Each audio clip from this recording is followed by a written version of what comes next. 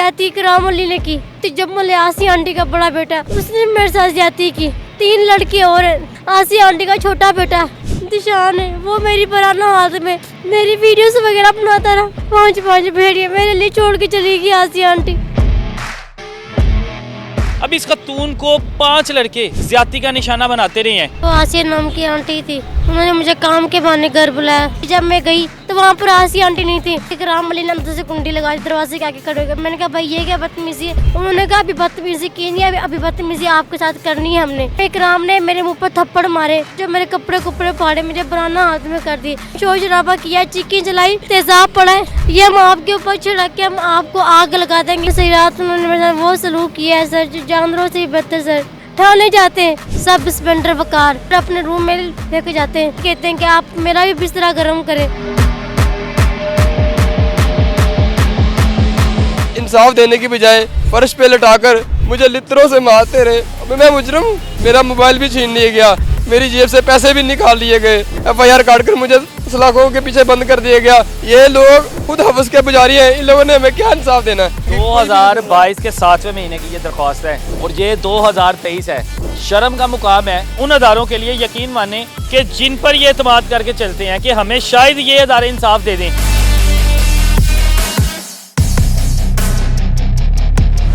बड़ा अफसोस होता है और बड़ा दुख होता है कि जब जो गरीब होता है ना, उसकी इज़्ज़तें लुटती हैं और लुटवाई जाती हैं। किन के थ्रू? जो बासर लोग होते हैं, ताकतवर तबका होता है। अब पीछे एक फैमिली मौजूद है।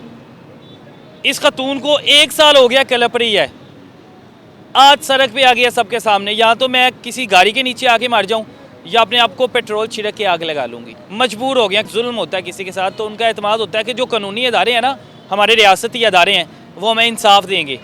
जब वो इंसाफ देने में नाकामी बरतें, यानी लापरवाही करें, केस को कुछ समझे ही ना। अब इस खतून को 5 लड़के ज्यादती का निशाना बनाते रहे हैं। बंदा उसका उसके साथ है, वो भी खड़ा है कि नहीं मेरी बेगम है, नहीं तो इस हालात में खावंद भी छोड़ जाते हैं। वो साथ खड़ा हुआ है कि मैंने अपनी बीवी को इंसाफ दिलवाना है। लेकिन जो हमारे कानूनी इदारे हैं, थाने हैं, वो खामोश हैं। बाकी जो कहानी है पहले वाक़या समझ लेते हैं, बाकी बात बाद में करते हैं। नाम क्या आपका? महविश नाम है। आपका नाम क्या? बिशारत अली। बिशारत खामद है जी, मेरी वाइफ है। क्या मामला हुआ है? कौन लोग थे जिन्होंने ज्यादती का निशाना बनाया? सर वो आसिया नाम की आंटी थी, उन्होंने मुझे काम के बहाने घर बुलाया। हम साई थी मेरी, उन्होंने कहा जी आपके घर के हालात सही हो जाएंगे, आप मेरे घर का थोड़ा काम शाम कर लिया करें, थोड़ा झाड़ू तपड़ी का। मैंने इन्हें सर मना करने, मैंने कहा नहीं, मैंने कोई काम नहीं करना। फिर उन्होंने दोबारा मुझे कहा कि आप जब मेरे घर का काम कर ले, मैं आपको 100-200 रुपये साथ ही दे दिया करूँगी। मेरे हस्बैंड आए शाम को जॉब से, मैंने इनसे पूछा, मैंने कहा ये मुझे आसिया आंटी जो कहती हैं कि आप जब मेरे घर का काम कर लें फिर 100-200 रुपये मैं आपको साथ जब मैं आपको दे दिया करूँगी। मेरे हस्बैंड ने कहा नहीं महविश, हम जितना कमा रहे शुक्र है अल्लाह मियाँ का, उतने में हमारे घर का गुजारा हो रहा है, आपको कहीं बाहर काम करने की ज़रूरत जो है नहीं है। फिर उसके बाद जो है ना आसिया आंटी ने 2 दफ़ा मुझे फिर कहा। फिर मैंने उसके बाद आसिया आंटी का 1-2 दफ़ा जो है मैंने काम किया, साथ तो 100-200 रुपये मुझे आंटी आसिया ने मुझे दे दिया करती थी। फिर उसके बाद शाम को 4 बजे आसिया आंटी ने जो इकराम अली को भेजा, उसने मुझे कहा कि आपको आसिया आंटी बुला रही हैं, आप ही उनकी आगे बात सुन जाए। मैंने कहा भैया आप जाएं, आप आसिया आंटी को खुद भेज दें, मैंने नहीं आना। कहता नहीं आप आए, आकर उनकी बात सुन जाए। मैंने वो नहीं आ सकती, उनके पाँव पे मरोच आ गई है सीढ़ियों से गिरकर। मैंने भैया उनके सर में उनकी बात सुनने के लिए जब मैं गई तो वहाँ पर आसिया आंटी नहीं थी। मैंने उनसे पूछा आसिया आंटी किधर है? उन्होंने मुझे कहा कि ना आप ही वो स्टोर पर दवाई लेने के लिए गई हैं, अभी आ जाएंगी। तो इतने में मैं कहा ठीक है, मैं भी बाद में आ जाऊँगी आसिया आंटी की बात सुनने। इतने में मैं सर में जब मैं जब बाहर की तरफ आने लगी तो उठ के इकराम अली ने अंदर से कुंडी लगा दी, दरवाजे के आगे खड़े हो गए। मैंने कहा भाई ये क्या बदतमीजी है? दरवाज़ा खोले, मैंने भाई जाना है। उन्होंने कहा अभी बदतमीजी की नहीं, अभी बदतमीजी आपके साथ करनी है हमने। तो इतनी देर में इकराम ने मेरे मुँह पर थप्पड़ मारे, मेरे बाहर से खींचता रहा, मुझे पूरा जो मेरे कपड़े फाड़े, मुझे पुराना हाथ में कर दिए। पहले ज्यादती इकराम अली ने की, फिर उसके बाद जब मुझे आसिया आंटी का बड़ा बेटा, उसने मेरे साथ ज्यादती की। 3 लड़के और हैं, उन चारों ने मेरे साथ ज्यादती की। आसिया आंटी का छोटा बेटा दिशान है, वो मेरी पुराना हाथ में मेरी तस्वीरें वगैरह, मेरी वीडियोस वगैरह बनाता रहा। मुझे उन दौरान मुझे ब्लैकमेल करता रहा कि अगर आपने शोर शराबा किया, चिक्की जलाई, हम आपकी वीडियोस, आपकी तस्वीरें वायरल कर देंगे, नहीं तो हमारे पास तेज़ाब पड़ा है, ये हम आपके ऊपर छिड़क के हम आपको आग लगा देंगे, इधर ही किस्सा ख़त्म कर डालेंगे। फिर उसके बाद सर उन्होंने आधा दिन, एक रात पूरी उन्होंने मुझे रखा सर, अपनी हबस सर, अपनी हबस सर करते रहे। उसके बाद सर मुझे सुबह के टाइम 4 बजे, उस दौरान आसिया घर में नहीं आई पूरा एक दिन? ना सर, आसिया आंटी तब थी नहीं घर पे। आसिया आंटी तो उस दिन से आसिया आंटी लापता है। आसिया आंटी उस दिन से आसिया आंटी फरार है। फिर उसके बाद आज तक नहीं मिली वो? नहीं, अभी तक नहीं मिली। फिर उसके बाद जो आसिया आंटी, उसके बाद जो है उन्होंने मुझे बुराना हाथ की ट्रेन की पटरियों के ऊपर जो उन्होंने मुझे फेंक दिया गया बुराना हाथ में। कपड़ों की फेंक दिया? जी सर, उन्होंने समझा कि शायद ये मर गई है, शायद अब ये मर गई है। उसके बाद मेरा हस्बैंड, मेरा छोटा भैया अली, मुझे सारा दिन सारी रात जो मुझे ढूंढते रहे, तलाश करते रहे। सुबह हुई तो अचानक स्टेशन की तरफ आए, ये उधर ही उन्होंने शायद हम सारे पास हम देख लिया, हर तरफ देख लिया, शायद हमें उधर कहीं ना मिल जाए हमें। उधर आए, मेरे हस्बैंड आए, छोटा भाई मेरा अली आया। आप बेहोश थी? जी सर। टीके वगैरह लगाए थे कि कोई दवाई दी थी बेहोश हुई कि होश में थी आप सारी? सर मुझे इतनी होश नहीं थी, बस मुझे मारते रहे। मेरे साथ उन्होंने मेरे साथ वो सलूक किया है सर, जो जानवरों से ही बदतर सर। फिर उसके बाद सर पास में से अंकल गुजरे थे, उन्होंने मेरे हस्बैंड को कहा एक लाश पड़ी ट्रेन की पटरी के ऊपर बुराना हालत में, जो उसके नाक और मुंह से बहुत ज़्यादा खून निकली जा रहा है, बहुत ज़्यादा ही बुरी हालत में पड़ी है। मेरे हस्बैंड का शायद कोई और होगा। जब मेरे हस्बैंड का फिर भी जाकर देख लेते, जाके जब ये मेरे पास आए, उन्होंने जब देखा तो सर वो कोई और नहीं, सर वो बदकिस्मत है सर, मैं ही थी सर। मेरे हस्बैंड अपनी शर्ट उतार के मुझे शर्ट पहनाई, अपने साथ गल लेकर आके मुझे उन्होंने पानी पुनी पिलाया, थोड़ी होश आई। मेरे हस्बैंड ने पूछा कि ये सब कुछ किसने किया आपके साथ, ये आपकी हाथ का जिम्मेदार कौन है? मैंने उन्हें कहा कि आसिया आंटी ने मुझे काम के बहाने शाम को घर बुला के खुद मैं कहा वहाँ से फरार होगी। 5 भेड़िए मेरे लिए छोड़ के चली गई आसिया आंटी। मेरे के सारा आसिया आंटी ने किया। फिर हम सर थाने जाते हैं, थाने सर उल्टा सर 3 दिन मेरे हस्बैंड को, मेरे बच्चों को सर थाने में सर बंद करके रखा जाता है, भूखा प्यासा सर। मेरे हस्बैंड को 3 दिन सब इंस्पेक्टर वकार सर, वो मेरे हस्बैंड को सर जानवरों की तरह सर 3 दिन थाने में बंद करके मारते।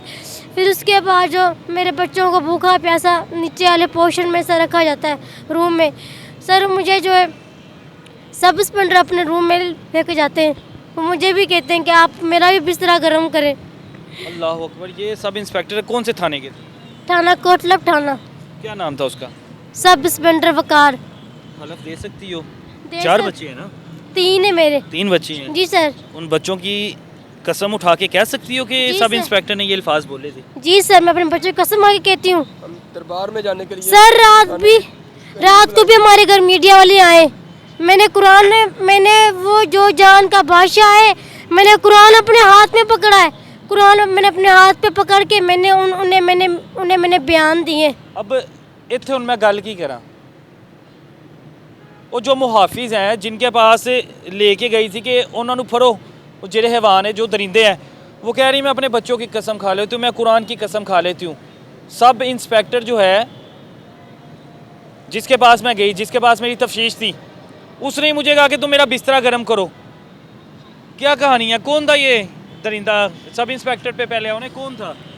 ये कोई वर्दी में कोई भेड़िया है, ये जानवर है, ये मुलजमों, इसका नाम पता है? इसका नाम वकार है। वकार सब इंस्पेक्टर है, थाना कोट लखपत थाना कोट कोट लखपत में। मुझे इंसाफ देने की बजाय मुझे फर्श पे लटाकर मुझे लित्रों से मारते रहे। मैं मुजरिम हूँ, मारना मुजरिमों को चाहिए था। मुझे 3 दिन तक मुझे मारते रहे। मेरा मोबाइल भी छीन लिया गया, मेरी जेब से पैसे भी निकाल लिए गए। पुलिस वाले का काम थी। ये पुलिस वालों ने किया मेरे साथ। मेरे ऊपर 15 की FIR काट कर मुझे सलाखों के पीछे बंद कर दिया गया और मुलजिमों को बुलाकर उनके सामने पैसे भी लिए गए।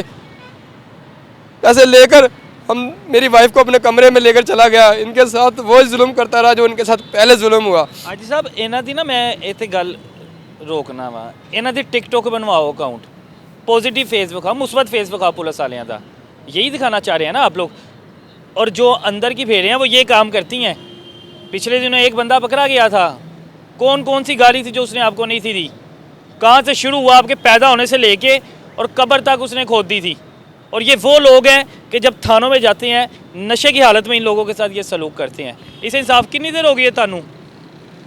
1.5 साल हो गया हमें। 1.5 साल हो गया। 1.5 साल हो गया। ज़्यादा इंसाफ मिलना है मुल्क च? नहीं, इस जैसी पुलिस होगी, इस जैसे पुलिस वकार जैसे पुलिस इंस्पेक्टर होंगे, वकार जैसे अहदेदारान होंगे, अगर ये अपनी महफूज करानियां पैनियां ने जी, ये लोग खुद हवस के पुजारी हैं। इन लोगों ने हमें क्या इंसाफ देना है? मेरी वाइफ को अपने कमरे में लेकर गया, इनके साथ जाने की बजाय, इनके मुलजिम पकड़ने की बजाय अपनी प्यास बुझाते रहे।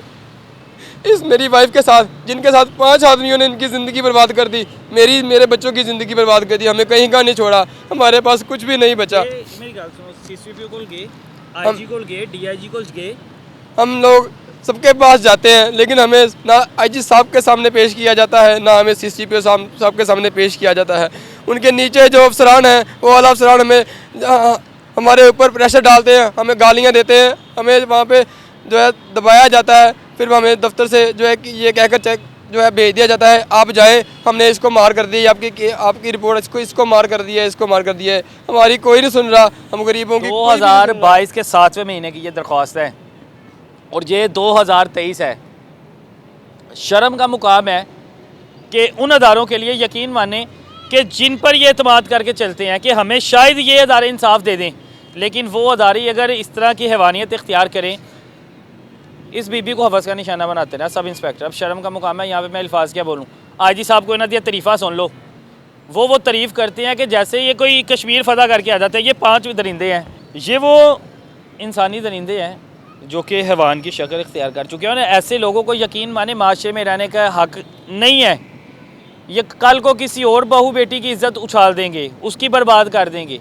ऐसे ही वानों को जब तक सलाखों के पीछे ना होंगे, इन लोगों को सज़ाएँ नहीं मिलेंगी, तो देखते हो फिर कैसे हवा की बेटियाँ यहाँ पे महफूज रहती हैं। अल्लाह हाफिज़ है वैसे हमारे कानून का।